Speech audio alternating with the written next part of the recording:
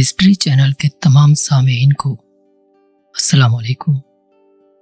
ہماری دعا ہے کہ اللہ تعالیٰ آپ کے ہر کام میں آسانیاں پیدا کرے اور آپ کو راہ ہدایت پر رکھے، آمین۔ آج کی ویڈیو ایک غیرت مند چور اور بادشاہ کے حوالے سے ہے۔ دوستو، ویڈیو بہت ہی دلچسپ ہونے والی ہے، لہذا ویڈیو آخر تک ضرور دیکھیے گا۔ کہانی کچھ یوں شروع ہوتی ہے۔ ایک چور بہت عمدگی سے چوری کرتا تھا اور سارا مال غریبوں اور ضرورت مندوں میں بانٹ دیا کرتا تھا۔ کچھ وقت گزرا تو اس نے چوری سے توبہ کر لی اور گمنامی کی زندگی بسر کرنے لگا۔ ایک روز اچانک ایک عورت روتی ہوئی آئی اور کہنے لگی، بیوہ ہوں، جوان بچی کا ساتھ ہے، کمانے والا کوئی نہیں، کچھ مدد کرو کہ بچی عزت سے اپنے گھر کی ہو جائے۔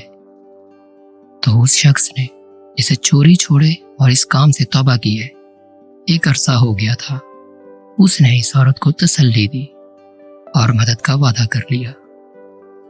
رات ہوئی تو اللہ کے حضور عرض کی کہ اے اللہ، آج اس غریب عورت کے لیے پھر سے چوری کرنے والا ہوں، تو ہی کارساز ہے۔ آخر وہ آدمی چوری کے لیے نکل پڑا اور چوری چکاری چھوڑے سے کافی عرصہ ہو چکا تھا اور اسے کچھ سمجھ نہیں آ رہی تھی کہ وہ اس کام کو کس طرح سر انجام دے گا۔ اتنے میں ایک اور شخص اسے راستہ میں نظر آیا جو کہ منہ چھپائے ہوئے تھا۔ اس نے پوچھا، کون؟ جواب ملا، کالا۔ اور تم کون؟ میں بھی کالا۔ چلو پھر اکٹھے چلتے ہیں۔ چور نے پوچھا، کیا کوئی گھر نظر میں ہے؟ ہاں، آؤ چلیں۔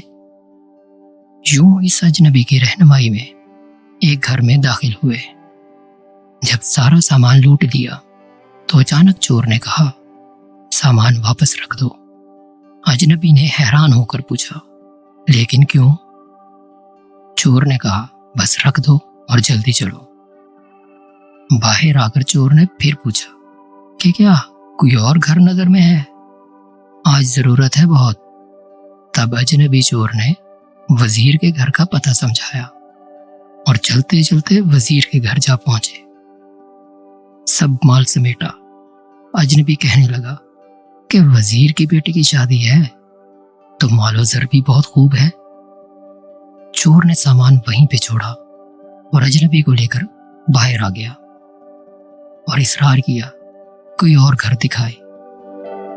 آخر اس اجنبی نے کہا کہ اب تو صرف ایک آخری بادشاہ کا ہی محل بچا ہے، اگر کہو تو وہیں پہ چلتے ہیں۔ چور نے حامی بھر لی۔ اب وہ دونوں بادشاہ کے محل میں جا پہنچے۔ تمام رکاوٹیں عبور کرتے ہوئے سامان اٹھایا۔ اتنے میں پہرے پہ موجود کتیا کی آنکھ کھل گئی۔ وہ بھاگی اور چور پہ جھپٹی۔ اتنے میں کتا آیا اور کتیا کو کھینچ کر پیچھے لے گیا۔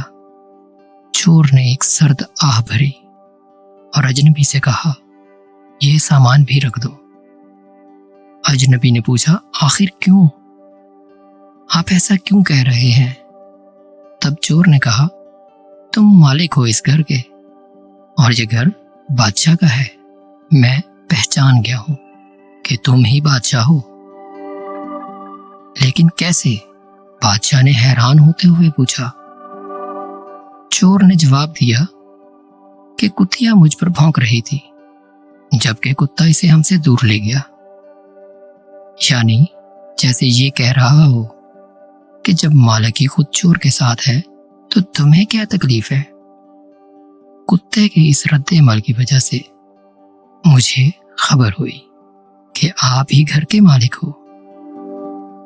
بادشاہ نے چور کو اپنے پاس بٹھایا اور کہا کہ بلا اب باقی معاملات بھی بتا دیں کہ پہلے گھر سے سامان لوٹ کر کیوں واپس رکھ دیا۔ چور نے قصہ بیان کرنا شروع کیا کہ بات دراصل یہ ہے کہ سامان کھنگالتے ہوئے میرا ہاتھ وہاں پہ موجود نمک کی بوری پر پڑ گیا اور وہ ہاتھ چکھنے کی غرض سے میں نے چاٹ دیا۔ اس طرح میں اس گھر کا نمک خوار ہو گیا۔ عالی جا، میں چور ہوں لیکن نمک حرام نہیں ہوں، اس لیے اس گھر کا سامان لوٹا دیا۔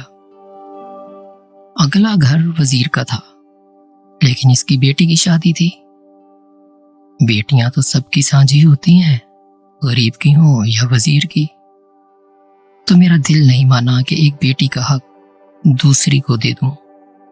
میں چور ضرور ہوں مگر غیرت مند ہوں۔ باقی صورتحال آپ کے سامنے ہے۔ بادشاہ اس چور کے کردار کی مضبوطی سے متاثر ہوا اور صبح سب کے سامنے اسے انعام و اکرام اور مطلوبہ ساز و سامان سمیت رخصت کیا۔ اس قصہ سے یہ ثابت ہوا کہ چوروں اور ڈاکوؤں کے بھی کچھ اصول ہوا کرتے ہیں۔ چور نے برائی چھوڑنے کی نیت کی اور خدا نے اسے گناہ سے بچا لیا۔ جو شخص خدا کی راہ میں ایک قدم بڑھاتا ہے تو خدا بندے کی طرف 10 قدم بڑھاتا ہے۔ امید ہے کہ آج کی ویڈیو آپ کو اچھی لگی ہوگی۔ اگر ویڈیو اچھی لگی ہو تو لائک اور شیئر ضرور کیجیے گا، اور ہمارے چینل کو سبسکرائب کر کے آپ بھی ہماری فیملی کا حصہ بن سکتے ہیں، اور ساتھ ہی بیل آئیکن کو کلک کر دیں تاکہ ہماری نئی آنے والی ویڈیوز کا آپ کو بر وقت پتہ چلتا رہے۔